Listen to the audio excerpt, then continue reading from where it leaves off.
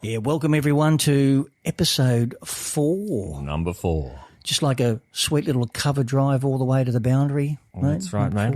Like your heyday, mate. Was that your signature shot? Oh, the slog through the offside might have been my signature shot, but yeah. Look, you're at the right place. If you're a couch potato or a sports tragic, you've come to the right place to listen to me, the sportsologist, and to Jordan. Yeah. Hello, everyone. So, mate, there's been a bit going on, isn't there? There has been a bit going on, but just before we get into that, I'm just going to talk about a little bit of a background story. I did told you the story of Dennis Lillee last episode and how he asked the Queen for an autograph. And you sort of looked at me as if I was taking the piss out of you. Well, only because I thought the Queen wanted Lillee's autograph. You know, like that. I thought that was the natural way to go. But you can imagine all those like larrikins. I didn't know whether it was Lillee that was doing the piss take by asking for the Queen's autograph. Well, I think it was a bit of a piss take by him, and but the background of the story, it actually I couldn't remember when it actually happened, and it happened in the centenary test. Okay. On the 5th day when the players all met the Queen. They all lined up and all wearing their blazers, and Dennis had his pen and paper in hand, and there's quite a famous photo of it. And he asked the Queen, and she politely rejected that, pretty much saying that, look, if she signed it in front of all these people, then everyone would probably want one, and she'd never get out of there, basically. Still, he must have been, shattered. Well, the funny thing was, he actually forgot all about it after a while. I think because we did win that centenary test by exactly the same amount of runs as the very first test match in Melbourne. Yeah, well. Right. Absolutely Where do you unbelievable. bloody get these stats from, mate? Bloody hell. Well, mate, that's a good one. I'm the sportsologist. I know. I was leading you in there. And, so exactly the same winning margin, 45 runs, as it was in 1877. And anyway, so they must have celebrated for a week. But after a week, Dennis Lillee actually got some correspondence or communication from Buckingham Palace. Yeah, right. And they said that they wanted to send him something. Okay. Wasn't the Queen, was it? No, it wasn't. No, it wasn't. But so in the mail came a package, and he opened it up, and it was actually a framed photo of the moment he asked the Queen for her autograph. Yeah. And it was signed by the Queen. Nice. And he says to this day it takes pride of place in his house amongst all his memorabilia and stuff. It takes pride of place. That's right. And I'll tell you what, regardless of how he went in and whether he was, having a lend or not, to actually get that, you'd be totally chuffed, wouldn't you? Oh, absolutely. Yeah, I think it's great. And of course, DK Lillee, to me, I mean, I watched him as I grew up watching cricket. He, in my mind, is the best fast bowler of all time. I might be a bit biased because I'm an Australian, but definitely had all the skills, had a long career, held the world test record at one stage there with 355 wickets. And that was missing out on a couple of years there of World Series cricket because all those super tests were never acknowledged as test matches. Yeah, right. And so and had a couple of years out with that back injury in 1973. Had to virtually rebuild he had to rebuild his body and then virtually rebuild his run up and his whole technique so he wouldn't get injured again. He was in plaster for nearly 6 months, his whole torso or something like that. Yeah. I don't think the common punter would actually know that. So to see that, Lillee overcome that and become like the literal legend he is, says a lot. Well, he was no wonder he got an autograph. Exactly. He was a consummate professional. Yeah. And that's why a lot of our fast bowlers, from Cummins to Stark and those guys, all actually lean to Dennis Lillee as a mentor. Yeah, and so looking back on those days, he was West Australian, like with Marsh, and there actually was a big West Australian brigade back then as well, from memory. Yeah, you had Wood, didn't you, and Hughes and... Oh, in sort of the early 80s, those guys did come through. There was quite a few Western Australians in the side.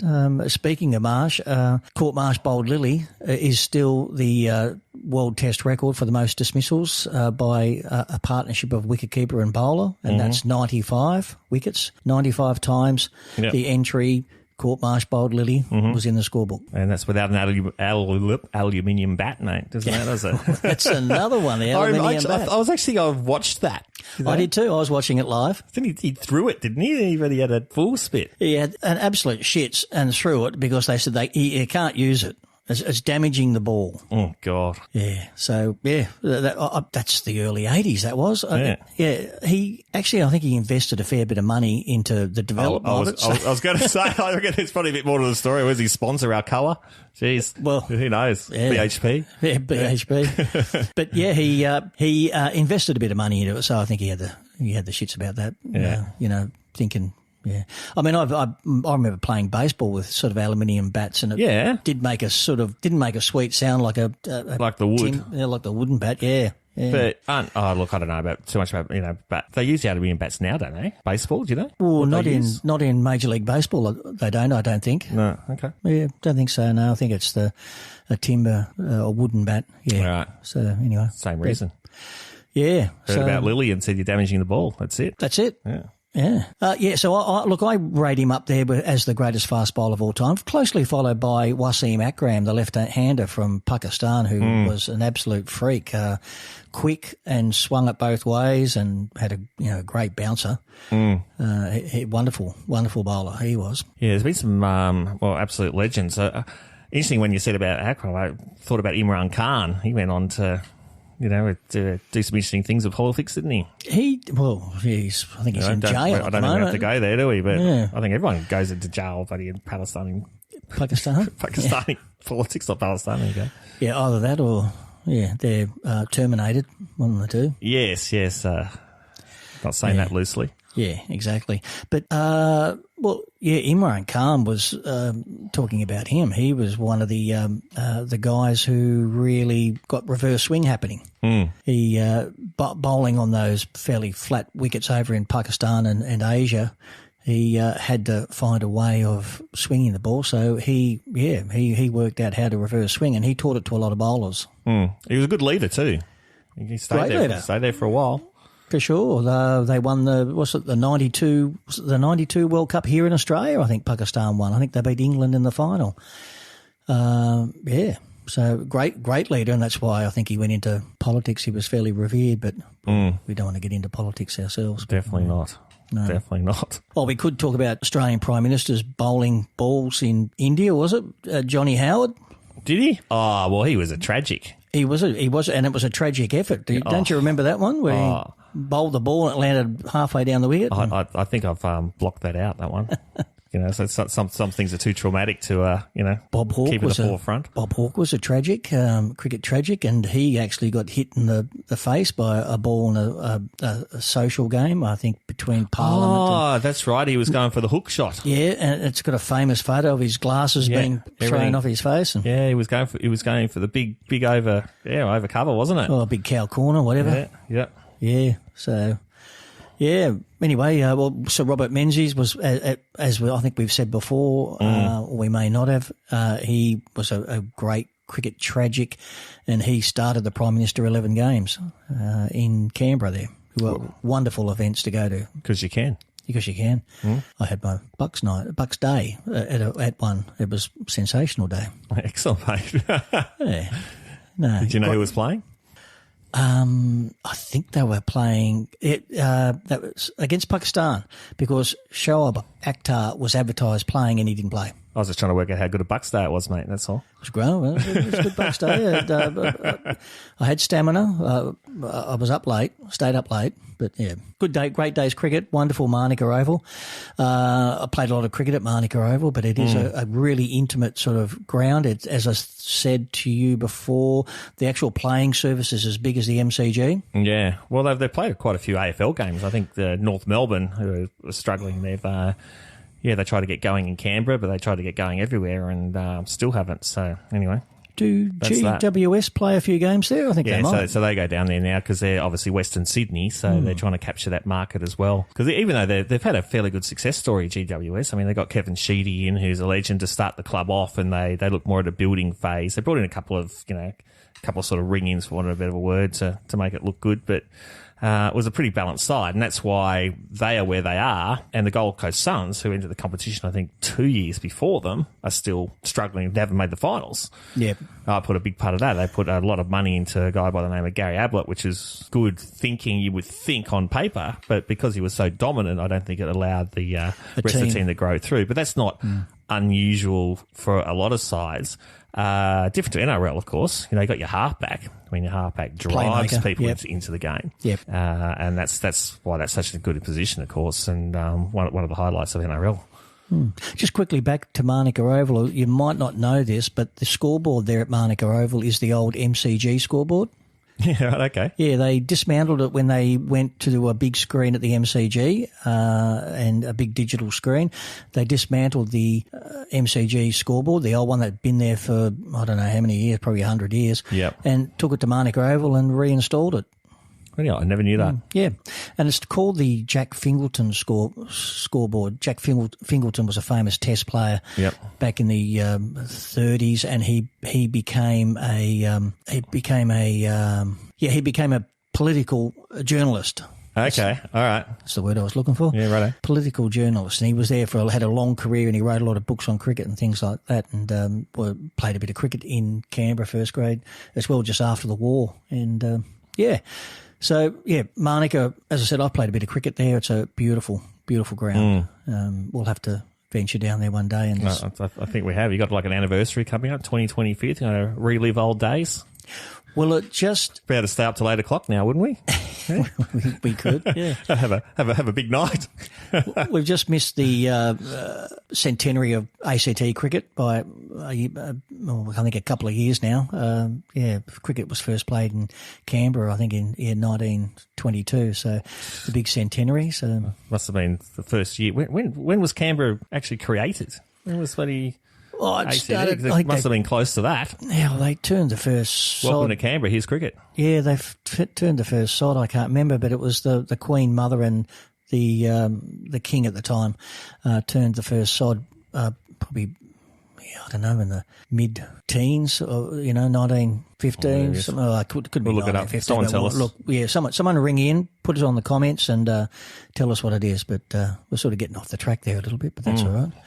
Yeah. So getting back to GWS, are they on top of the ladder at the moment, or they had a loss? Oh, they dropped the game. So they probably could have. They dropped the game on the weekend. They probably could have got up, but didn't.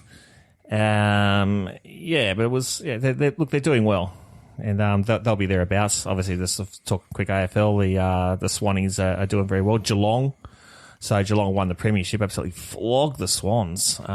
She's on 80, 90 points, something ridiculous, 2 years ago. Yes, I remember that game. Yeah, and then dropped out of the finals last year. And now they're back with a vengeance. They've had some really good wins. They beat Brisbane, among others. So they're six zip. Oh, they're undefeated. Yeah, undefeated, 6 zip. And Chris Scott the coach just keep delivering. Yeah, and North Melbourne's zip. So six. North Melbourne. They're the opposite. They got a coach in Alistair Clarkson, who was the coach of the Hawthorn, great Hawthorn era. With 4 premierships, I think, Hawthorn under him. And at least 3. And then, so he was hailed there to go as a bit of the saviour. 18 months later, and there was some controversy with him and also Chris Fagan, who's the Brisbane coach, when they're both at Hawthorn. But, yeah, he's had 18 months and they're probably doing as badly as they've ever done. Well, they haven't won a game, so that you can't do any worse than that. But not only that, they played Hawthorn, who hadn't won a game either. No, that's right. And there was only about 2 percentage points between them. And, yeah, they just not even close. And it was like they lost by 50 points, something like that. That's really the bottom of the barrel, isn't it? Well, it shows once again the have-nots. I mean, how far do you go into? They've had priority picks. The draft, definitely favours. You get the first pick down the bottom, and then you can trade it off. Of course, you can do this, you can do that, and I can't see how, with the way it's all structured, and 18 now Tasmania's coming in a few years as well, that they're ever going to get out of there.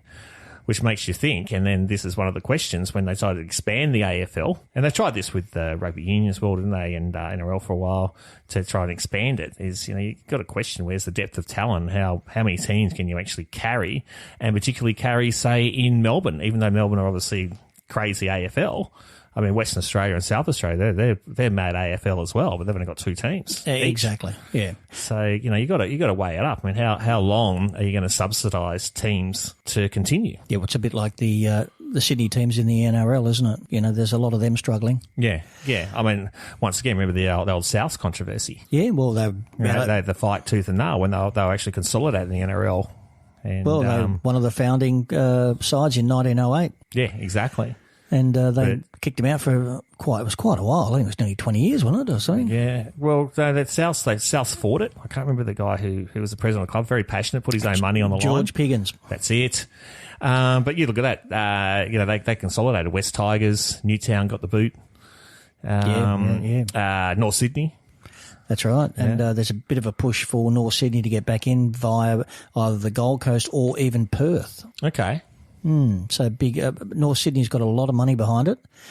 I think guys like Singleton and that, you know. Well, they've also, I don't know if you've been down there, but they've also got a really good club. So it's a massive facility. So there's money definitely coming through there. Yeah. And it's a good oval there at North Sydney. Probably needs a bit of an upgrade now, but the ground itself isn't too bad.